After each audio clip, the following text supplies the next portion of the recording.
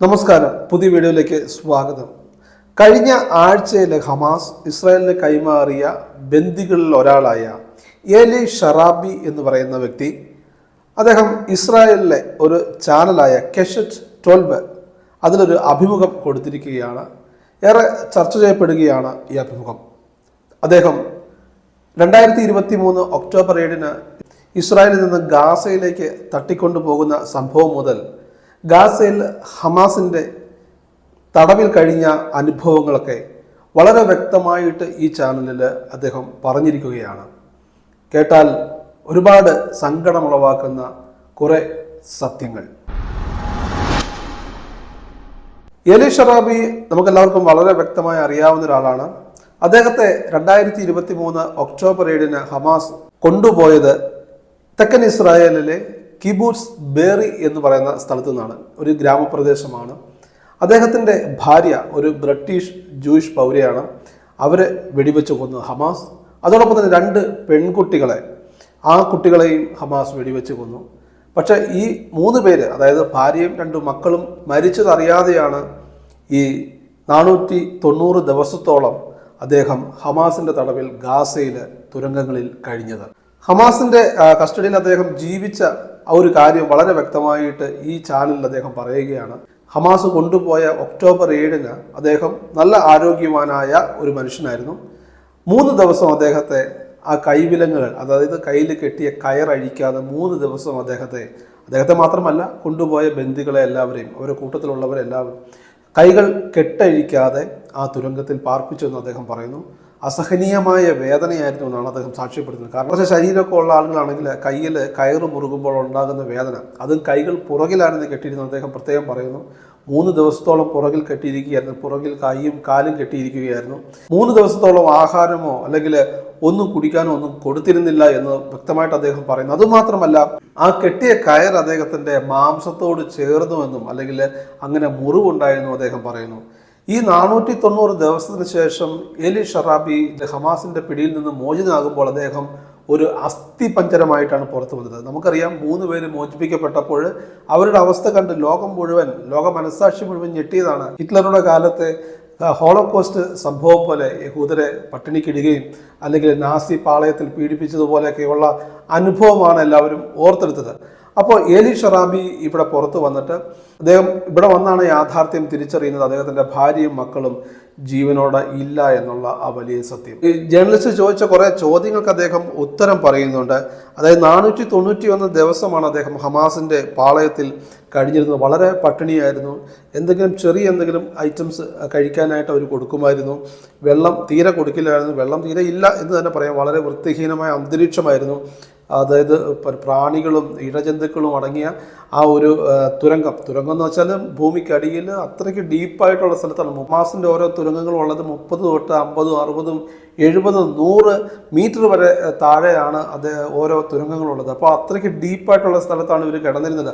Oxygen supply ഒക്കെ അവർ കൊടുക്കുന്നുണ്ട്. പക്ഷേ പ്രോപ്പറായിട്ടുള്ള വൃത്തിയുള്ള ടോയ്ലറ്റുകളോ അല്ലെങ്കിൽ അങ്ങനെയുള്ള ഒരു സംഭവങ്ങളും ഇല്ല. വളരെ വൃത്തിഹീനമായിട്ടുള്ള സാഹചര്യത്തിൽ അവർ കിടന്നത്. ഇസ്രായേലിൽ ജോലി ചെയ്യുന്നവർക്കറിയാം, ഇസ്രായേലിലെ ഫ്രിഡ്ജൊക്കെ തുറക്കുമ്പോൾ ഭയങ്കര ഐശ്വര്യമാണ്. കാരണം ഇസ്രായേലിലെ ഫ്രിഡ്ജ് എപ്പോഴും നിറഞ്ഞിരിക്കും. വീടുകളിലെ ഫ്രിഡ്ജുകളിൽ എപ്പോഴും ഫ്രൂട്ട്സ് കാണും, ബ്രെഡ് കാണും, അല്ലെങ്കിൽ പാല് കാണും, ബീഫ് കാണും, ചിക്കൻ കാണും, ഫിഷ് കാണും. അപ്പോൾ എല്ലാം കൊണ്ട് സമൃദ്ധമാണ്. അല്ലെങ്കിൽ ഈ ശാപത്തിന് മുമ്പുള്ള ദിവസം ഇവരെല്ലാം പോയി കളക്ട് ചെയ്ത് മേടിക്കും. ഒരാഴ്ചത്തേക്കുള്ള അല്ലെങ്കിൽ 2 ദിവസത്തേക്കുള്ള സാധനങ്ങളൊക്കെ സ്റ്റോക്ക് ചെയ്യും. പിന്നെ ഡെസേർട്ടുകൾ, ഐസ്ക്രീമുകൾ, ഇതെല്ലാം സ്റ്റോക്കായിരിക്കും. ആവശ്യമുള്ളത് ഫ്രിഡ്ജ് തുറന്ന് എടുക്കുന്ന ഒരു സമ്പ്രദായം ഈ ഇസ്രായേലിലുണ്ട്. എല്ലായിടത്തും ഉണ്ടെങ്കിലും അദ്ദേഹം അത് എടുത്തു പറയുകയാണ്. നമ്മൾ എത്രത്തോളം ഒരു വീട്ടിൽ ഫ്രിഡ്ജ് തുറക്കുമ്പോൾ എന്തൊക്കെ കാഴ്ചകൾ, ഭക്ഷണ പദാർത്ഥങ്ങൾ കാണാറുണ്ട്. അതൊന്ന് കാണാൻ കൊതിച്ചു എന്ന് പറയാണ്. കുറച്ച് പച്ചക്കറിയോ ഒരു മുട്ടയോ ഇച്ചിരി വെള്ളമോ അല്ലെങ്കിൽ ഒരു കഷ്ണം ബ്രെഡോ കിട്ടാൻ വേണ്ടി അല്ലെങ്കിൽ അത് കഴിക്കാൻ വേണ്ടി കൊതിച്ചു എന്ന് അദ്ദേഹം പറയുകയാണ്. നട്ടെല്ലിൽ കുടല് കുരുങ്ങിയതായിട്ട് പോലും അദ്ദേഹം ഇവിടെ പറയുകയാണ്. അങ്ങനെ ഒരു സാഹചര്യം, അത്രയ്ക്ക് വിശപ്പിൻ്റെ ആ ഒരു പാരമ്യത്തിലെത്തി എന്ന് തന്നെ അദ്ദേഹം പറയുകയാണ്. അദ്ദേഹത്തിൻ്റെ കൂടെ ബന്ദിയായി കടന്നിരുന്ന ഒരു ചെറുപ്പക്കാരനെ കുറിച്ച് പറയുന്നു. അലോൺ ഓഹേൽ എന്ന് പറയുന്ന ഒരു 24 വയസ്സുള്ള ബന്ധിയെക്കുറിച്ച് അദ്ദേഹം പറയുന്നു. ഈ ബന്ധിയാക്കപ്പെട്ട കാലഘട്ടത്തിൽ അവരുമായിട്ട് കൂടുതൽ അടുത്തിരുന്നു. അദ്ദേഹം പറയുന്നു, അദ്ദേഹത്തെ ഇദ്ദേഹത്തെ മോചിപ്പിക്കുന്ന സമയത്ത് അവൻ ഇദ്ദേഹത്തെ വിടുന്നില്ലായിരുന്നു, കെട്ടിപ്പിടിച്ചിരിക്കുമായിരുന്നു എന്ന് പറഞ്ഞു. അപ്പോൾ പിരിഞ്ഞു പോരാനുള്ള ബുദ്ധിമുട്ട്, ആ ഒരു വിഷമം കൊണ്ട് അദ്ദേഹം പറഞ്ഞു, മകനെ നീ സമാധാനമായിട്ടിരിക്കും, ഞാൻ ചെന്ന് നിനക്ക് വേണ്ടി പോരാടും, നിനക്ക് വേണ്ടി മാത്രമല്ല ബാക്കിയുള്ള 59 ബന്ദികൾക്ക് വേണ്ടിയും അവർ പുറത്തു വരുന്നതിനെക്കുറിച്ച് അയാൾ പോരാടും എന്ന് അവന് ഉറപ്പ് കൊടുത്തിട്ടാണ് അദ്ദേഹം വന്നത് എന്ന് പറയുകയാണ്. ഇസ്രായേൽ ചാനലിന് പുറമെ ഏലി ഷറാബിയുടെ ഇൻ്റർവ്യൂ റോയിട്ടേഴ്സും പ്രക്ഷേപണം ചെയ്തിട്ടുണ്ട്. അതിനുശേഷം പുറത്തു വന്നിരിക്കുന്ന ഒരു വാർത്ത ഇന്നലെ ജെറുസലേം പോസ്റ്റാണ് റിപ്പോർട്ട് ചെയ്തത്. ഈ കഴിഞ്ഞ ദിവസങ്ങളിൽ മോചിപ്പിക്കപ്പെട്ട ഒരു ഇസ്രായേൽ ബന്ദി ഒരു കാര്യം പുറത്തുവിട്ടിരിക്കുകയാണ്. എൽക്കാന ബോഹ്ബോട്ട് എന്ന് പറയുന്ന ഒരു ബന്ദിയെക്കുറിച്ചുള്ള വിവരങ്ങളാണ് ഇപ്പോൾ ഈ അടുത്ത സമയത്ത് പുറത്തിറങ്ങിയ ഒരു ബന്ദി പുറത്തുവിട്ടിരിക്കുന്നത്. അദ്ദേഹത്തിൻ്റെ വീട്ടുകാരോടും പറഞ്ഞിട്ടുണ്ട്, ഗവൺമെൻറ്റിനോടും പറഞ്ഞിട്ടുണ്ട്. ചാനൽ 12 തന്നെയാണ് അത് റിപ്പോർട്ട് ചെയ്തിരിക്കുന്നത്. എൽക്കാന ബോഹ്ബോട്ട് എന്ന് പറയുന്ന ചെറുപ്പക്കാരന് ആസ്മ ബാധിച്ചിരുന്നു. വളരെ മോശം അവസ്ഥയിലാണ്, അൺഹ്യൂമൻ കണ്ടീഷൻ എന്നാണ് അതിൽ റിപ്പോർട്ട് ചെയ്തിരിക്കുന്നത്.